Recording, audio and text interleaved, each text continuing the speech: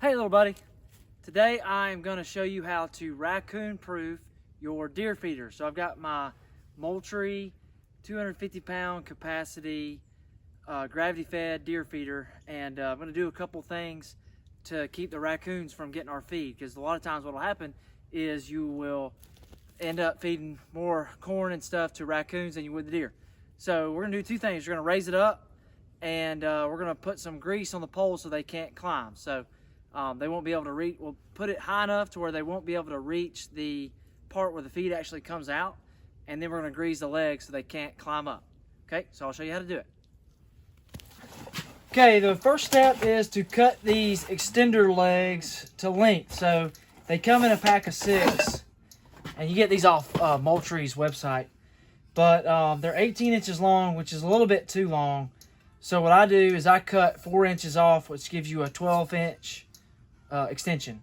So, and you want to make sure you cut from this end, because if you cut from, I don't know if you can see it, you cut from the pinched in end.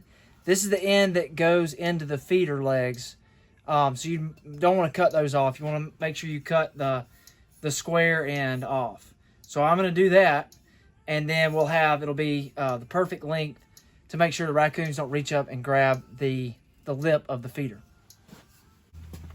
Okay, I'm going to use a reciprocating saw with a metal blade, and I've got my Sharpie to mark it with, and I'm going to mark 12 inches from the side that goes into the feeder legs.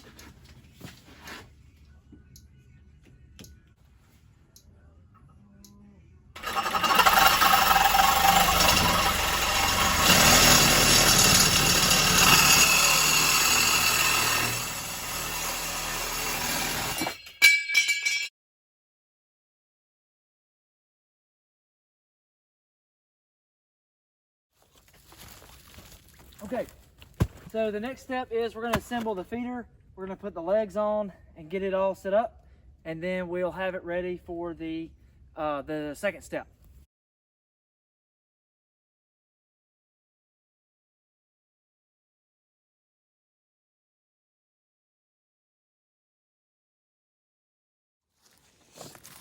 Okay, the last step is we're going to take this grease, and I'm gonna rub grease all up and down these legs right here.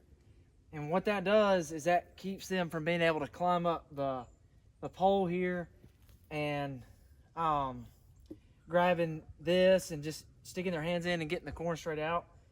One year I had them climb up the pole, and they ripped this whole thing off, and all the feed fell on the ground, and they ate it in a couple days, and just a waste of money.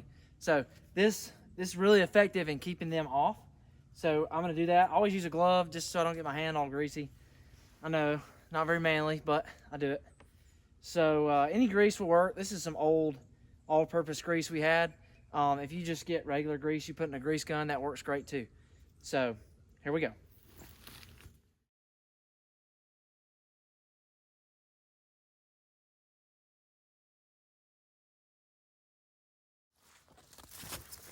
All right, so there you have it. I started doing this a couple years ago with one of my other feeders. I just tried one thing after the other, and this combo is the best way I can find to make sure that you don't spend all your money feeding raccoons rather than deer. So there it is. Try it out. Let me know what you think.